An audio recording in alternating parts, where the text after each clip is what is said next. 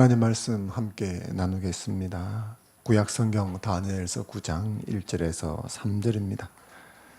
성경을 들고 자리에서 일어서 주십시오. 제가 한 절 읽고 여러분들이 한 절 읽고 마지막 3절은 같이 한 목소리로 읽겠습니다. 1절입니다. 메대 족속 아하 수에로의 아들 다리오가 갈대아 나라 왕으로 세움을 받던 첫 해, 곧 그 통치 원년에 다니엘이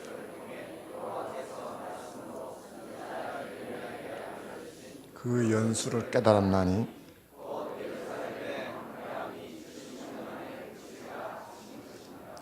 내가 금식하며 베옷을 입고 죄를 덮어쓰고 주 하나님께 기도하며 간구하기를 결심하고 아멘. 함께 예배드려서 영광입니다. 우리를 유혹하는 많은 것이 있지만 여러분들이 하나님을 예배하기로 결심하고 주의 날을 기억하여 성전에 올라오신 것은 참 잘하신 일입니다. 하나님이 기뻐하실 줄 믿습니다. 옆 사람에게 인사하겠습니다. 잘 오셨습니다. 인사해 주십시오. 앞뒤로 인사하겠습니다. 복 받으세요. 샬롬 복 받으세요.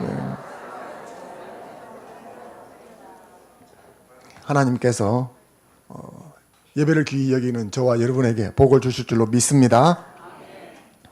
오늘은 기도하기를 결심하고 라는 제목으로 하나님의 은혜를 나누고자 합니다. 오늘 말씀에는 다니엘이라는 사람이 나오고 있습니다. 다니엘은 지난주에 우리가 살펴보았던 엘리야만큼이나 성경 안에서 유명한 인물입니다. 그는 어릴 적에 바벨론이라는 나라에 포로로 잡혀갔습니다. 하지만 신앙을 잃지 않았습니다.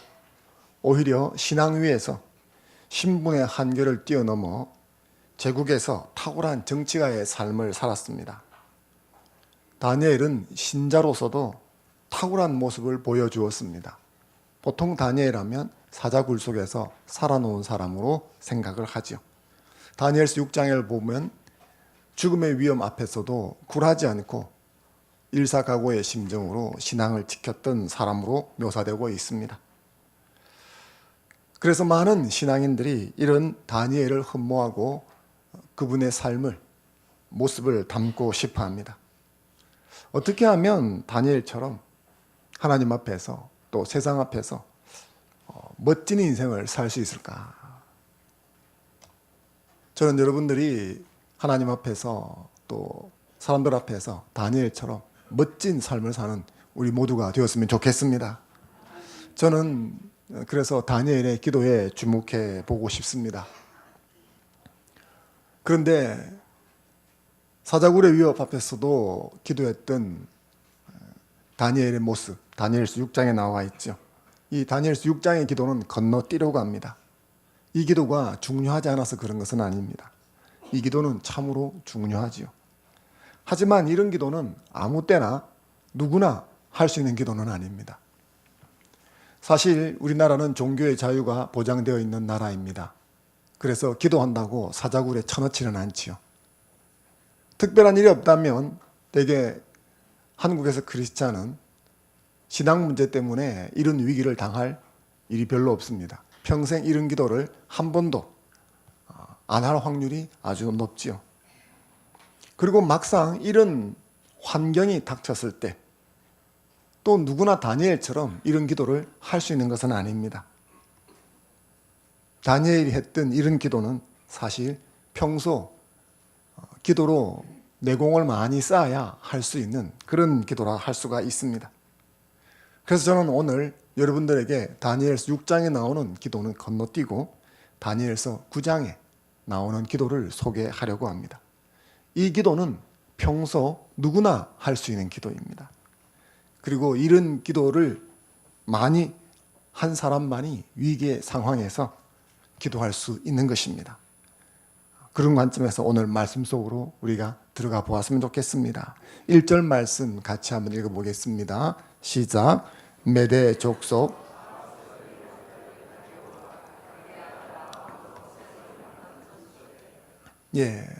언젠지 이야기를 하고 있습니다. 다니엘서 9장은 다니엘의 기도를 많이 기록해 놓고 있습니다. 거의 대부분이 다니엘의 기도 내용이죠. 그런데 그가 언제 이 기도를 했는가 하는 것이 1장에서 이야기하고 있는데, 이때는 바야흐로 다리오 통치 원년 첫 해라는 것입니다. 이때는 BC 538년입니다. 주전 538년, 지금으로부터 약 한 2550여 년 정도 전이 되겠습니다. 아주 까마득한 옛날이죠. 유다는 바벨론 제국에 의해서 멸망을 당합니다. 그리고 세 번에 걸쳐서 많은 사람이 포로로 잡혀갑니다. 그 첫 번째 포로로 잡혀갔던 때가 주전 605년입니다. 그때 많은 왕족과 귀족들이 사로잡혀 갔습니다. 다니엘은 1차 때 포로로 잡혀갔습니다. 이게 무슨 말이냐 그러면 다니엘이 왕족 아니면 귀족 출신이었다는 겁니다. 포로로 잡혀갈 적에 다니엘의 나이는 10대 중반 정도로 추정이 되어집니다. 주전 605년에 그가 포로로 잡혀갔는데, 그가 기도하려고 했던 이때는 주전 538년이니까 대략 계산을 하면 68년, 69년 정도가 되어지는 시점입니다. 이때 다니엘의 나이는 한 82살 정도, 최소 80이 넘은 노인이었습니다. 오늘 이야기는 바로 이 시점을 배경으로 하는 것입니다. 주전 538년 어느 날 다니엘이 책을 읽으면서 이 이야기가 시작이 되고 있는 것입니다. 2절 말씀에 보면 다니엘이 책을 통하여 이렇게 이야기하고 있는데, 그가 책을 읽었다는 것이죠. 여기서 이 책은 복수형으로 쓰여 있습니다. 그래서 책들을 읽었다, 그렇게 말할 수 있고, 이 책이라는 단어에는 관사가 붙어 있습니다. 그러니까 막연한 어떤 책이 아니라 그 책들을 읽었다는 거죠. 우리는 잘 알지 못하지만 관사가 있어서 책을 지정하는 것을 볼 적에 당시에 통용되고 익히 잘 아는 어떤 책을 이야기하는 것입니다. 그래서 역사가들은 유대 포로로 잡혀갔던 사람들이 말씀 중심으로 자신들의 삶을 재정비하면서 읽었던 신앙 컬렉션이라고 생각을 합니다. 당시 유대인들이 그런 책들을 읽었습니다. 그리고 그 신앙 컬렉션 책 안에 이 예레미야의 예언이 일부 포함이 됐던 것으로 보여집니다. 그래서 다니엘이 읽었던 이 책은 요즘 말로 하면 성경책을 포함한 경건서적이라고 말할 수 있겠습니다. 다니엘은 80이 넘은 노인으로서도 책을 가까이 했습니다. 요즘은 가을이지요. 독서의 계절입니다. 책을 가까이 하시는 여러분 되시면 좋겠습니다. 책을 좀 읽으시면 좋겠습니다. 먹고 살기 바쁜데 책을 읽으십시오. 특히나 성경을 많이 읽으시면 좋겠습니다. 지금처럼 과학이 발달되지도 않았고 나이도 많이 들어서 눈도 침침할 텐데, 이 노년의 다니엘이 성경책을 가까이 읽었다는 것은 우리에게 많은 점을 시사해 주고 있습니다. 성경책과 신앙서적을 이 가을에 좀 가까이 하시는 여러분 되시면 좋겠습니다. 그런데 그가 이 책을 읽었다 하는 이것이 다니엘이 구약에서 아주 특별한 위치를 차지한 인물이 된 것에 대한 힌트라고 저는 생각을 합니다. 말씀드린 대로 다니엘은 10대 중반에 나라가 망해서 포로로 잡혀왔습니다. 인생의 처음은 포로로 잡혀서 포로 수용소에서 출발한 것입니다. 그런데 그 인생의 끝은 제국의 위대한 정치가로, 재상으로 마감하고 있습니다. 이게 어떻게 가능하겠습니까? 우리나라가 일본의 식민지 지배를 받을 때 조선 사람이 일본의 탑 클래스에 들어가서 정치 활동을 한다는 것은 불가능한 일입니다. 그렇지 않았습니까? 그런데 다니엘이 그런 삶을 살았다는 거죠. 그뿐만 아니라 어린 나이에 포로로 잡혀왔었는데 그가 어떻게 이 바벨론 제국에 물들지 않고 신앙을 지키면서 그런 위대한 삶을 살 수 있었는가? 불가사의하지 않습니까? 다니엘의 놀라운 삶의 비결은 어디에 있을까? 다니엘서를 읽어보면 그의 놀라운 지혜, 담대한 용기, 일사각오의 신앙, 이런 것들은 어떻게 그가 가지게 되었을까? 저는 그것이 말씀 읽기에서 왔다고 생각을 합니다.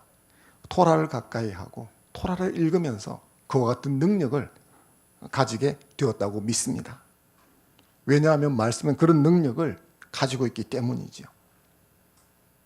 그런 측면에서 볼 적에 요즘은 참 많이 안타깝다 할 수가 있습니다. 요즘은 성경의 권위가 무너지고 있는 시대입니다. 비신자들을 말하는 것이 아닙니다.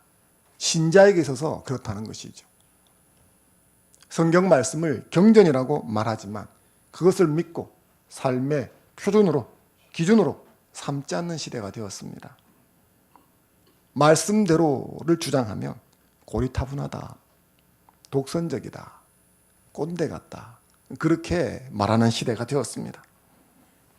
찬양은 뜨겁게 하지만 말씀을 읽고 듣는 시간은 점점 짧아지고 있습니다. 어떤 대학생 선교단체 간사가 그런 이야기를 했습니다.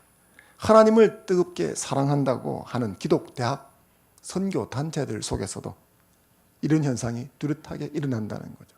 찬양을 드릴 때는 온몸에 땀을 뻘뻘 흘리면서 서서 춤을 추면서 박수를 치면서 온 마음을 다해 찬양을 하는데 설교만 하면 사람이 없다는 것입니다. 말씀을 선포하면 전부 고개가 90도로 꺾어진다는 거죠. 여러분은 어떻습니까? 점점 교회에서도 설교 시간이 짧아지고 있습니다. 그래서 1시간, 2시간 하던 설교 시간이 점점 줄어들어서 20분, 30분으로 가고 있습니다. 비록 성경을 읽어도 경건을 위해서 채워야 되는 의무 분량 채우기 식으로 읽습니다. 성경을 해치우는 식으로 읽어버리는 거죠. 오늘은 석 장 읽기로 했다. 그러면 넉 장째 말씀이 정말 흥미진진해서 읽고 싶어도 자신을 설득을 합니다. 내일 읽어야지.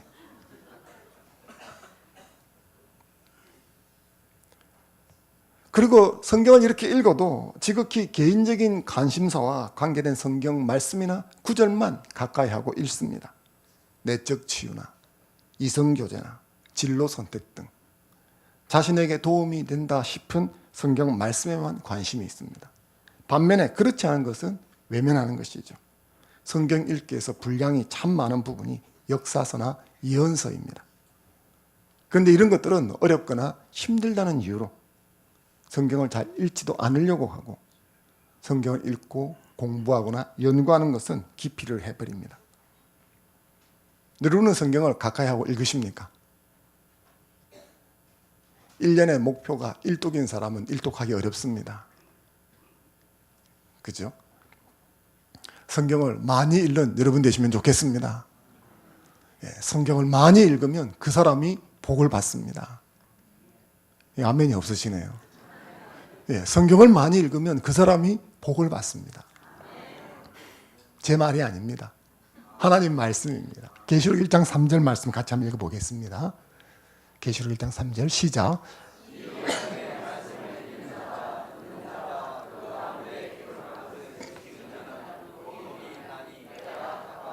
아멘.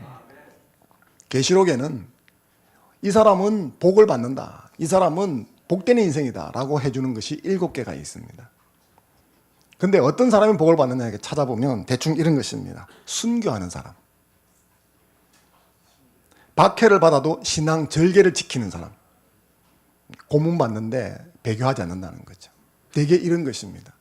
그래서 이 사람이 복되다라고 인정해주고 이 사람은 복받은 사람이야 하나님께서 혹은 세상에서 그렇게 인정해주는 사람은 만만한 케이스가 하나도 없습니다. 근데 이 계시록에서 7번 복되다 혹은 복되는 인생이다 말하는 첫 번째가 금방 읽었던 계시록 1장 3절입니다. 근데 여기 보면 만만한 게 하나 있습니다. 뭡니까? 성경을 읽는 사람은 복되다는 거예요. 하나님이 우리의 연약함을 아시고 성경 읽는 사람도 복되다고 말씀해 주셨습니다. 순교라는 것은 혹은 고문을 견디라는 것은 좀 자신이 없을 수도 있습니다. 하지만 성경 읽는 것은 할 수 있지 않습니까? 답이 없으십니까? 이것도 어렵습니까? 예. 성경을 읽고 하나님 앞에서 복되다 인정받는 여러분 되셨으면 좋겠습니다. 무엇보다도 기도하기 전에 성경을 읽는 습관을 가지면 좋겠습니다. 왜냐하면 우리의 생각은 럭비공 같아서 어디로 튈지 모르기 때문입니다. 아마 여러분들이 기도하려고 가면 대개 이런 경험들을 하셨을 겁니다. 별 생각이 없었는데 기도만 하면 생각이 막 솟구쳐 오릅니다. 미국은 괜찮을까? 김정은 오래 살까? 이번에 개봉한 영화는 안 망할까? 가스불은 껐나? 온만 생각이 다 올라와서 기도하기가 어렵습니다. 그래서 기도는 30초도 안 했는데 일어나면 녹초가 되어 있습니다. 시간은 많이 흘러서 뭔가를 정말 힘들게 한 것 같은데 따지고 보면 기도한 게 별로 없는 것이 기도 훈련이 안 되어 있는 사람의 특징입니다. 이럴 때 내가 기도할 준비가 안 됐으니까 나중에 기도가 잘 될 때 와야 되겠다 하고 기도를 하지 않고 나가면 안 되는 거죠. 그런 때는 오지 않습니다. 생각이 천지사방으로 뛰기 때문이죠. 기도를 하려면 이런 생각을 사로잡아야 됩니다.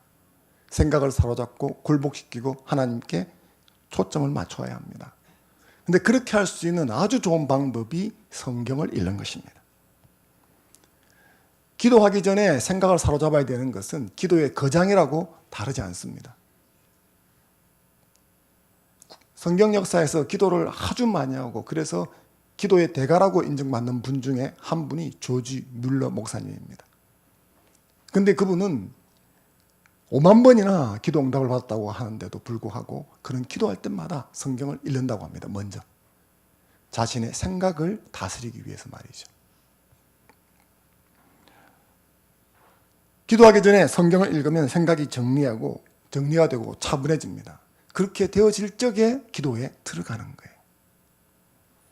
성경을 많이 읽는 여러분 되셨으면 좋겠습니다. 그리고 특별히 기도하기 전에는 성경을 읽는 여러분 되시면 좋겠습니다. 그렇게 할 적에 여러분이 기도할 수 있는 거죠.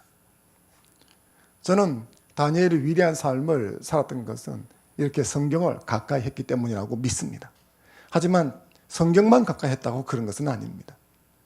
다니엘의 위대한 점은 이 성경 말씀을 통해서 기도로 나아갔다 하는 점에 있습니다.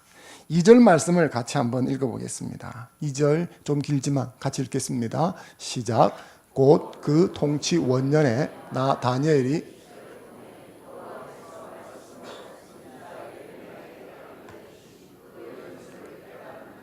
곧 예루살렘의 황폐함이 70년 만에 그치리라 하신 것이니라. 아멘. 다니엘이 침침한 눈으로 성경을 읽다가 깨달았습니다. 깨달았다는 것은 성령의 조명하심이 있었다는 거죠. 무엇을 깨달았다는 것입니까? 본문 2절에 보면 선지자 예레미야에게 알려주신 그 연수를 깨달았다라고 되어 있습니다. 이 연수를 2절에 설명하고 있습니다. 곧 설명하는 것이죠. 예루살렘의 황폐함이 70년 만에 그치리라. 그친다는 것은 문자적으로 성취되어서 꽉 찼다 그런 의미가 되겠습니다. 이 말씀은 예레미야의 예언의 말씀입니다. 그래서 예레미야의 말씀으로 우리가 직접 한번 들어가 보면 좋겠습니다. 예레미야 25장 11절 말씀을 같이 한번 읽겠습니다. 시작.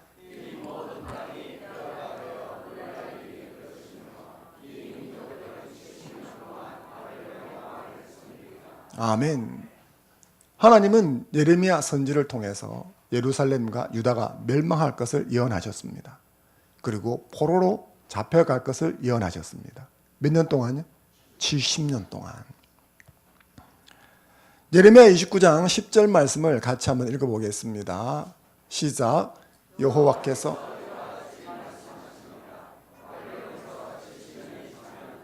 너희를 돌보고 나의 선한 말을 성취하여 너희를 이곳으로 돌아오게 하리라. 아멘.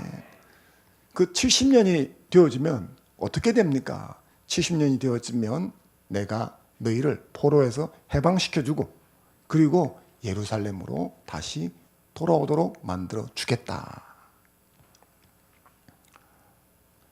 이 예레미야 29장의 이 말씀은 거짓 선지자의 예언 때문에 나온 말씀입니다. 바벨론 포로로 사람들이 잡혀갔습니다. 그런데 거짓 선지자들이 일어났어요.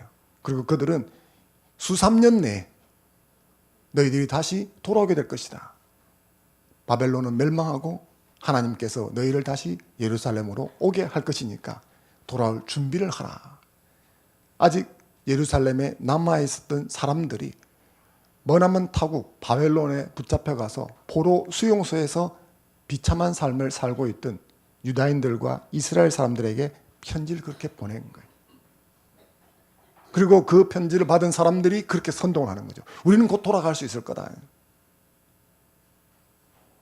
그런데 하나님께서는 포로 생활이 70년이 될 거라고 예언을 하셨죠. 그래서 예레미야를 통해서 다시 말씀을 보내게 하셨습니다. 그래서 이 예레미야 29장은 예레미야가 예루살렘에 있으면서 바벨론 포로로 잡혀간 사람에게 보낸 편지의 내용입니다. 돌아올 수 없다. 수삼년 내에 돌아올 수 없다.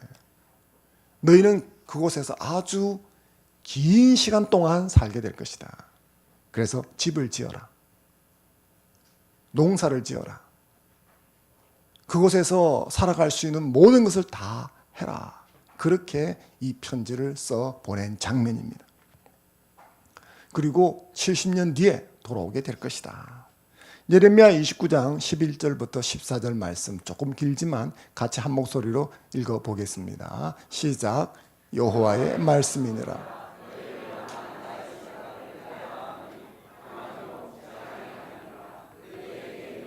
희망을 주는 것이니라. 네가 내게 부르짖으면 내게 와서 기도하며 너희가 온 마음으로 나를 구하면 나를 찾을 것이요 나를 만나리라. 이것은 여호와의 말씀이니라. 나는 너희를 만날 것이며 너희를 포로된 중에서 다시 돌아오게 하되 내가 쫓아 보내었던 나라들과 모든 곳에서 모아 사로잡혀 떠났던 말씀이니라. 아멘. 너무 가혹합니다. 70년이나 포로로 잡혀가서 그곳에서 산다는 것은 우리를 망하게 하려고 하는 것입니까? 거기에 대한 하나님의 답변이죠. 아니다. 너희를 향한 나의 생각은 재앙이 아니다. 너희가 괘씸해서 망하게 하려고 내가 포로로 잡혀가서 그곳에서 긴 시간 살게 하는 것이 아니다. 너희를 향한 나의 생각은 소망이다. 희망을 주려고 하는 것이다. 너희는 반드시 돌아오게 될 것이다. 이 말씀이 포로로 사로잡혀 갔던 바벨론 지역에 포로 수용소에 살고 있던 유다인들에게 선포가 된 것입니다. 다니엘은 이 예언의 말씀이 담겨 있는 예레미야 서를 읽은 것이죠. 이 예언의 말씀에 의하면 예레미야는 이스라엘 백성에게 하나님의 심판으로서 바벨론의 포로로 잡혀갈 것이라고 예언한 것입니다. 그들의 운명이 그렇다는 거죠. 그런데 동시에 그는 하나님의 심판이 끝나는 대로 회복할 것도 예언을 한 것입니다. 다니엘은 이런 예레미야 선지자의 예언을 읽다가 포로 생활에서의 해방과 기도의 필요에 대한 부분, 이것을 기록한 부분에서 깊은 깨달음을 얻게 된 것입니다. 다니엘이 이 서책을 읽은 것은 다리오 원년, 그런데 이때가 곧 고레스 원년입니다. 다리오가 고레스와 동일 인물인가는 여러 가지 이야기가 있습니다. 고레스는 바벨론 제국을 무너뜨리고 페르시아 제국을 열었던 위대한 황제입니다. 그런데 이 황제가 다른 별칭들을 몇 가지 가지고 있었습니다. 그 중에 하나가 다리오다. 그렇게 볼 수도 있습니다. 그리고 다리오와 고레스가 서로 다른 사람일 수도 있습니다. 그런 경우는 고레스가 황제요, 다리오는 고레스가 바벨론 영토 지역에 세웠던 왕이다, 그렇게 볼 수가 있겠습니다. 이를테면 총독 같은 왕이라는 것이죠. 저는 개인적으로 이 고레스와 다리오가 같은 인물이 아닌가 생각을 합니다만은 정확하게 이것은 설왕설래를 하니까 알기 어렵지만 한 가지 분명한 것은 다리오 원년과 고레스 원년이 같다는 것입니다. 노련한 정치가인 다니엘을 볼 때 지금 이 시기는 고레스 원년, 다리오 원년은 격동의 시기였습니다. 당시 바벨론 제국은 결코 멸망하지 않을 것 같았습니다. 지금도 역사가들에게 있어서 바벨론 제국의 멸망은 미스테리입니다. 왜냐하면 한참 국력이 뻗어가다가 갑자기 망해버렸거든요. 그 이유를 설명하거나 찾기가 좀 어려웠습니다. 나라 제국이 안 망할 것 같았는데 갑자기 망해버린 것이죠. 그리고 그 바벨론 제국을 갑자기 멸망시킨 사람이 고레스 대왕입니다. 페르시아 제국이 들어선 것이죠. 그리고 새로운 정치를 펼치게 되었습니다. 다니엘은 이런 새로운 제국에서 고위 관료의 삶을 살았습니다. 그리고 직접 참여한 인물입니다. 그래서 더욱더 실감할 수 있었다 볼 수가 있죠. 그런 자신의 눈앞에서 펼쳐지는 국제 정치의 복잡한 상황 속에서 민족의 운명이 비상한 시기에 놓였다는 사실을 온몸으로 느끼고 있었습니다. 그러다가 예레미야 선지자의 예언 말씀을 읽게 된 것이죠. 그 말씀 속에서 포로 기간이 끝나간다는 사실을 발견하게 된 것입니다. 말씀드렸던 대로 그는 주전 605년에 포로로 잡혀왔습니다. 그리고 이 서책을 읽던 다리오 원년, 고레스 원년은 주전 538년입니다. 대략 계산하면 68년, 69년 어간이 되어집니다. 잡혀온 지. 그러니 70년 포로기를 친다면 70년 포로기가 채워지는데 거의 임박했다, 그런 시점이라는 것을 알게 되는 것이죠. 그리고 포로 생활에서의 해방을 위한 기도에 대한 필요성 부분을 읽으면서 우리가 예레미야 29장 11절부터 보지 않았습니까? 그래서 14절을 보게 되어지면 그것을 위해서 기도하면 이렇게 되어 있습니다. 그 부분을 보면서 온몸이 전율하는 경험을 했던 것으로 보여집니다. 그는 지금이야말로 성경이 예언한 70년 민족이 기다려왔던 해방의 시기가 되었다 하는 것을 직감하게 되는 것이죠. 그렇게 해서 내가 너희가 내게 부르짖으며 내게 와서 기도하면 내가 너희의 기도를 들을 것이요 라는 이 말씀을 붙들고 아마도 특별 작정 기도를 했던 것으로 보여집니다. 제에 앉아서 금식하면서 베옷을 입었다는 것은 간절한 심정으로 기도했다는 것이죠.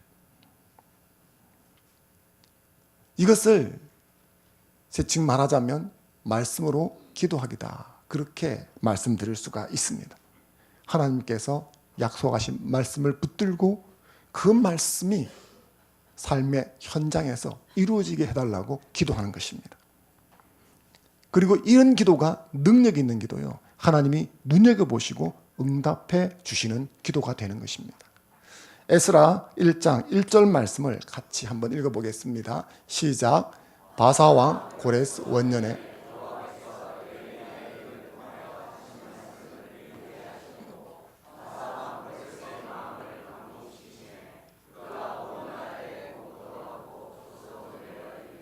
아멘. 이게 그 유명한 고레스 칙령입니다. 고레스 황제는 황제의 자리에 올라서 얼마 지나지 않아 이 고레스 칙령을 반포를 합니다. 이 칙령에 의하면 포로로, 바벨론에서 포로로 잡혀온 사람들은 자신이 원한다면 자신의 조국 땅, 고향 땅으로 돌아갈 수 있다, 그렇게 허락해주는 조서입니다. 이 조서에 의해서 유대인들은 예루살렘으로 돌아갈 수 있게 되는 것이죠. 기도하지 않는 사람은 이런 칙령이 우연히 반포된 것이다. 그냥 제국에서 정책적으로 결정한 것이다. 그렇게 보게 되어집니다. 하지만 성경을 읽고 예레미야의 포로 예언 기간에 대해서 알고 있는 사람은 이게 우연이 아니라 하나님께서 일하신 결과구나 하는 사실을 깨닫게 되어집니다. 더 나아가 이 말씀을 붙들고 기도한 다니엘 같은 사람은 이것이 말씀을 붙들고 기도한 응답이구나 이렇게 받아들이게 되어지는 것입니다. 에스겔서 36장 37절 38절 지난주 우리가 살펴본 말씀이죠. 같이 한번 읽어보겠습니다. 시작. 주 여호와께서 이같이 말씀하셨느니라.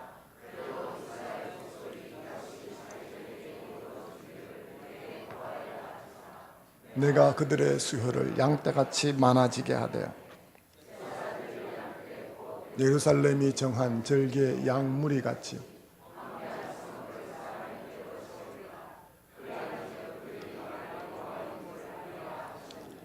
아멘.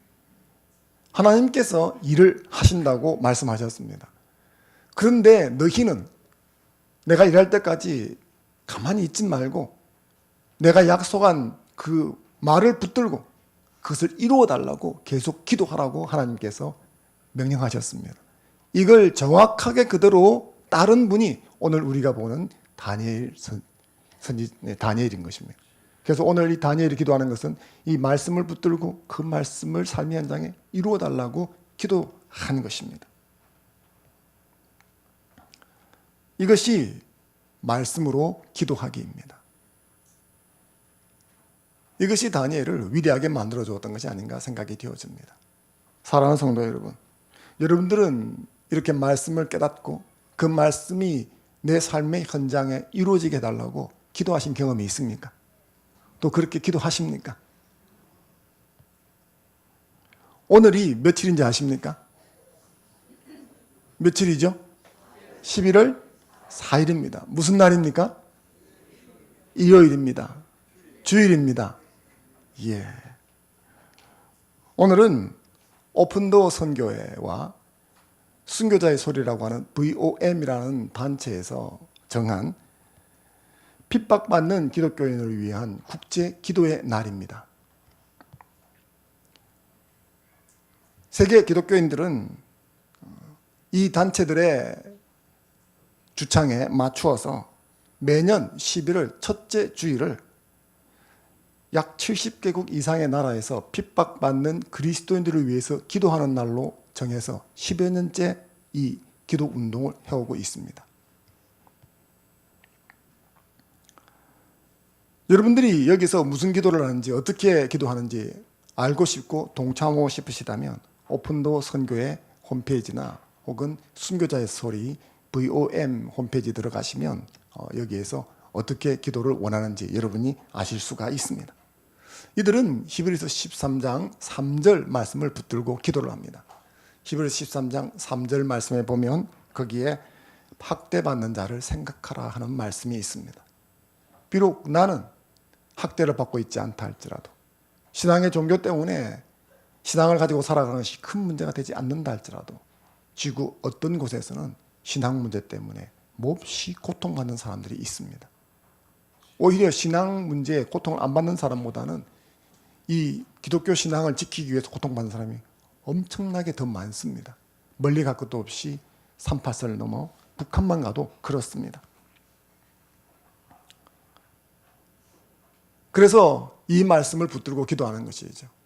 오늘도 학대받는 지역에 있는 그리스도인들을 하나님께서 보호해 주시고 그런 학대에도 불구하고 신앙의 절개를 지키고 싸워서 이기게 해달라고 기도하는 사람들이 있습니다.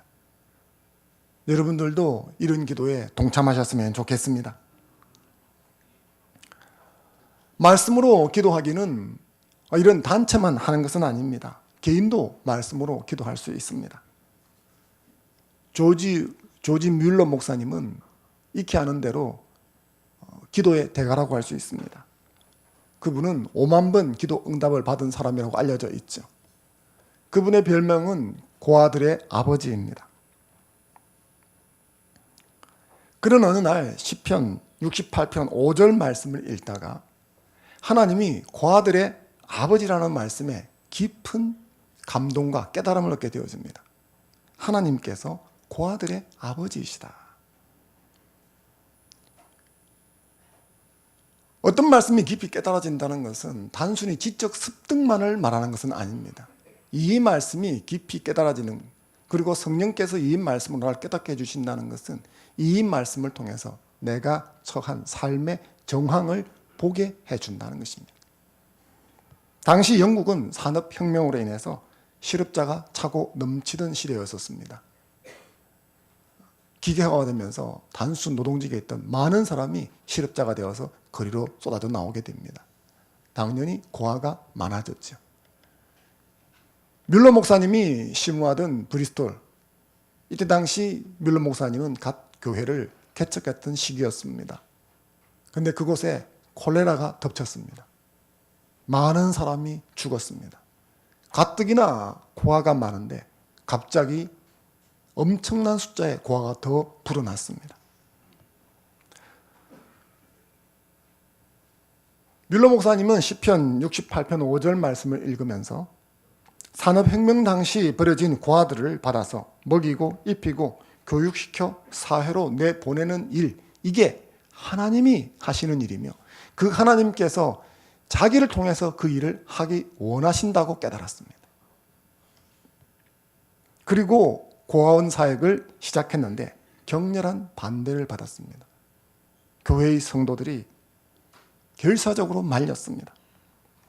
학교를 세우면 공부만 가르치면 되지만 고아원은 먹이고 입히고 재우고 공부도 가르쳐야 합니다. 엄청난 돈이 필요한데 우리가 무슨 돈이 있습니까?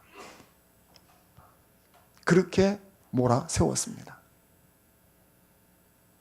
이건 뮬러 목사님에게도 부담이었죠.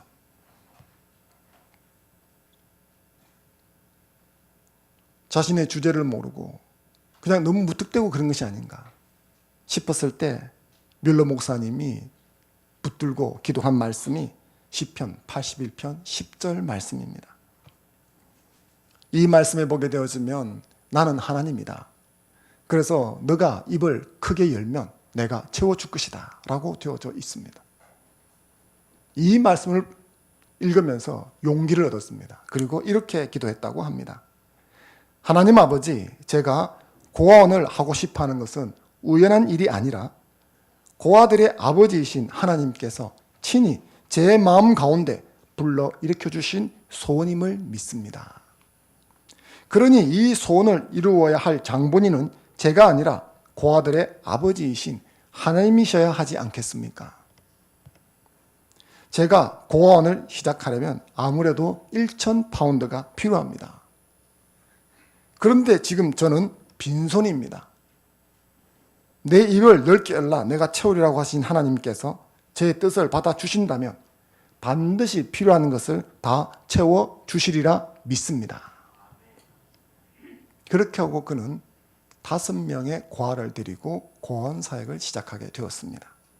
그리고 나중에는 2,000명을 수용하는 고아원을 경영하게 되었습니다.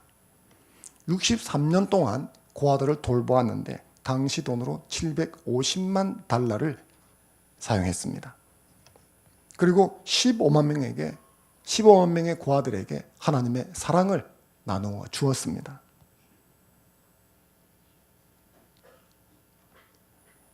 이것이 말씀을 붙들고 기도한 사람의 위대한 삶입니다. 그런데 이렇게 말씀을 드리면 그런 역사에 남을 만한 위대한 신앙인이나 그 조지 뮬러 목사님 같은 사람이나 그런 선교 단체나 그렇게 하는 것이지 나랑은 상관없겠구나 생각하실지도 모르겠습니다. 말씀으로 기도하는 것이 그렇게 거창한 것만은 아닙니다. 약속의 말씀을 붙들고 개인적인 문제를 위해서도 얼마든지 기도할 수 있습니다. 제가 치유 시간에 붙들고 기도하는 약속의 말씀은 마가복음 16장 17절, 18절 말씀입니다. 여러분이 치유 시간마다 들으시는 말씀이죠. 제가 이 말씀을 치유 말씀으로 붙들고 기도하는 것은 언젠가 어떤 목사님이 이 말씀을 가지고 말씀으로 기도하는데 제가 깊이 감동을 받았기 때문입니다. 그분이 이렇게 기도를 하는 것을 제가 들었습니다. 하나님 아버지, 저는 그리스도를 믿는 당신의 백성입니다. 그리고 당신의 백성, 믿는 자에게는 표적이 따른다고 하셨으니 제 삶에도 하나님의 표적과 기사와 권능이 임할 줄로 믿습니다. 믿는 자에게 새 방을 주신다고 하신 하나님, 저도 믿는 자이니 새 방을 열어주십시오. 하나님 백성답지 못한 옛 언어가 떠나가게 하시고 욕설이 떠나가게 하시고 공격하는 말과 남의 마음에 상처를 주는 말들이 제게서 떠나가게 해 주옵소서. 그리고 새로운 언어가 제게서 흘러나가게 해 주십시오. 새 방언이 터져나오고 찬미가 터져나오고 살리고 위로하고 격려하는 말들이 내게서 터져나오도록 역사해 주십시오. 이 마가복음 16장 17절 18절 말씀만 이렇게 붙들고 말씀으로 기도하는데 상당히 오래도록 그리고 감동이 되도록 기도하는 것을 제가 들었습니다. 여러분도 그렇게 기도할 수 있는 것이죠. 이렇게 약속의 말씀을 붙들고 그 말씀이 내 삶에 그리고 내가 살아가는 삶의 현장에 내가 속한 공동체에 이루어지게 해달라고 기도하는 그 기도를 하나님이 눈여겨 들으십니다. 사랑하는 성도 여러분, 약속의 말씀을 붙들고 자기 자신을 위해서 공동체를 위해서 열방을 위해서 기도하는 화평교회가 되셨으면 좋겠습니다. 그럴 적에 그 사람 자신이 복을 받습니다. 다른 누구도 아닌 이 기도를 하는 약속의 말씀을 붙들고 기도하는 여러분 자신이 복을 받게 될 줄로 믿습니다. 또한 여러분의 기도를 통해서 여러분이 속한 공동체가 복을 받게 될 줄로 믿습니다. 말씀을 붙들고 기도하는 여러분을 통해서 여러분을 만나는 사람이 복을 받게 될 줄로 믿습니다. 말씀으로 기도하는 저와 여러분 되기를 주의 이름으로 축원합니다. 신약에 나오는 여러 가지 사건들 중에서 아주 인상적인 사건 중에 하나가 예수님께서 휘황찬란한 모습으로 변형된 사건이 있습니다. 그것을 보통 우리는 변화산 사건이라고 그러죠.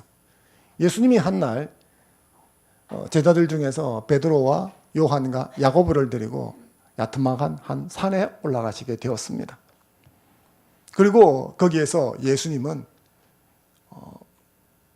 찬란한 모습으로 그 모습이 변형이 되십니다.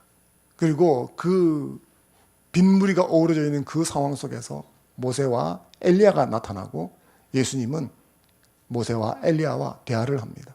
이 장면을 베드로와 요한과 야고보가 보는 것입니다.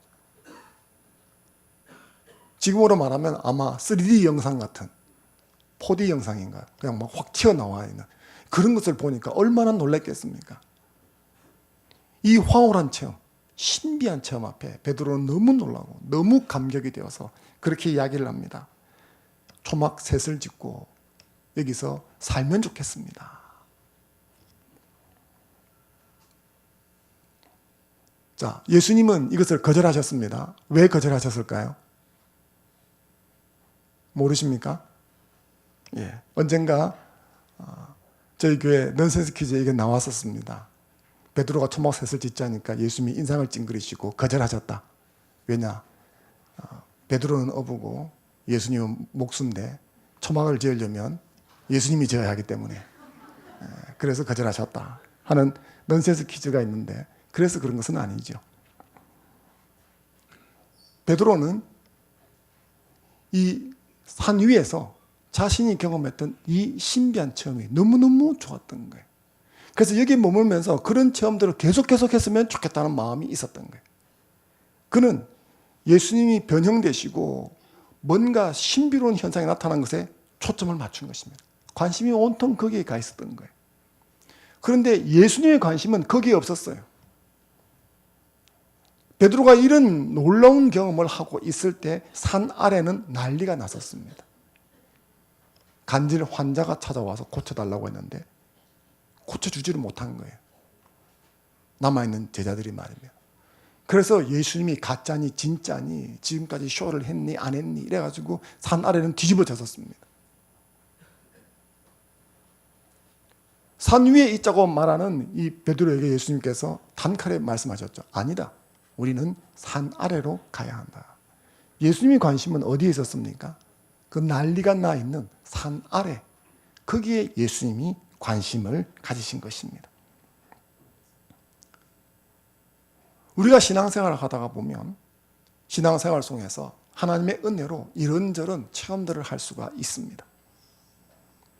때로 성경을 읽다가 내가 이전에 알지 못했던 것을 깨닫고 기뻐할 수가 있습니다. 무릎을 탁 치면서 아, 이런 뜻이었구나. 감동을 받기도 합니다. 기도하면서 울기도 하고 가슴을 치기도 합니다. 그러면 성경이 더 읽고 싶어지고 더 기도하고 싶어지고 이런 것을 경험하죠. 그런데 그런 모습들이 이 변화산 위에 있었던 베드로의 모습과 같아서는 안 되는 것입니다. 종종 우리의 신앙 체험들은 단순히 신앙 체험, 거기서 멈추는 경향이 있습니다. 영적 체험이 영적 만족으로 끝나버리는 그런 경향이 있을 수 있습니다. 성경 말씀을 읽으면서 이전에 몰랐던 것을 깨닫고 아하 그렇구나 무릎을 탁 쳤다면 그 지적 혈이나 지적 습득에서 멈추면 안 되는데 거기서 멈춰버리는 경향이 있다는 거죠. 성경을 읽거나 기도를 했을 때 그 감동과 깨달음이 삶의 현장으로 이어져야 하는데 그렇지 못할 때가 많다는 것입니다.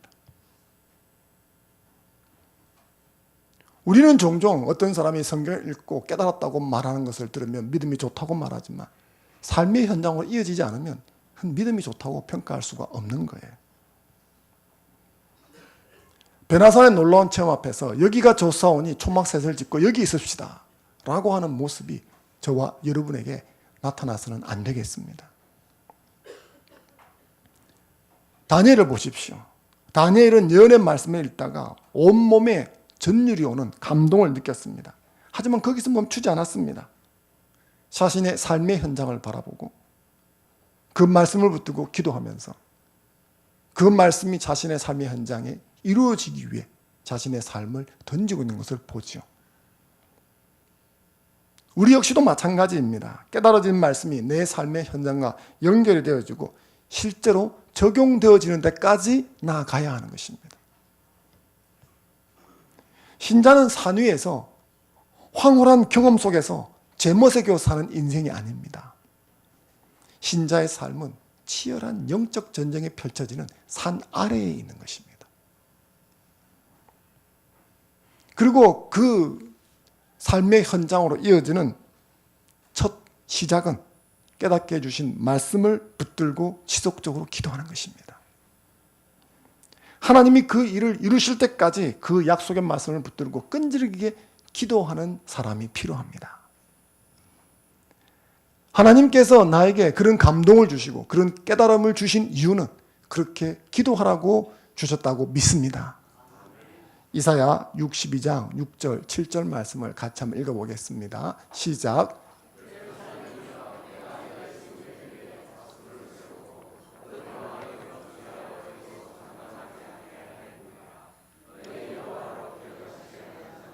너희는 쉬지 말며 또 여호와께서 예루살렘을 세워 세상에서 찬송을 받게 하시기까지 그로 쉬지 못하시게 하라. 아멘. 그렇습니다. 하나님은 당신의 구속 역사를 이루어가고 계십니다. 오늘도 살아서 일하시는 줄로 믿습니다. 그 하나님께서 그렇게 명령하셨습니다. 나로 쉬지 못하게 하라. 하나님께서 당신의 구속 계획을 이루실 때까지 쉬지 않으시도록 약속의 말씀을 붙들고 기도하는 화평 성도가 되었으면 좋겠습니다. 하나님께서 내 마음에 멋진 그리스도의 집, 성전을 세우시기까지 약속의 말씀을 붙들고 기도하는 여러분이 되셨으면 좋겠습니다. 하나님께서 우리 교회를 하나님이 그 이름을 두시기에 합당한 교회로 아름답게 만드실 때까지 기도하는 화평 성도가 되었으면 좋겠습니다. 하나님께서 한국교회를 하나님의 임재가 가득한 교회로 회복시켜 주실 때까지 쉼없이 약속의 말씀을 붙들고 기도하는 저와 여러분이 되었으면 좋겠습니다. 하나님께서 이 나라 이 땅을 하나님의 공의와 공평으로 회복시켜 주시도록 약속의 말씀을 붙들고 기도하는 저와 여러분이 되었으면 좋겠습니다. 더 나아가서 하나님께서 온 열방을 구속하실 때까지 쉬지 않고 이루어 달라고 기도하는 저와 여러분이 되었으면 좋겠습니다. 하나님이 바로 그 사람의 기도를 듣고 싶어 하십니다. 하나님이 그런 사람의 기도에 귀를 기울이십니다. 그리고 하나님이 그런 사람을 먼저 복 주시는 줄로 믿습니다. 하나님 앞에서 말씀을 붙들고 기도하는 저와 여러분이 되기를 주의 이름으로 축원합니다. 잠시 주신 말씀 붙들고 함께 기도하겠습니다.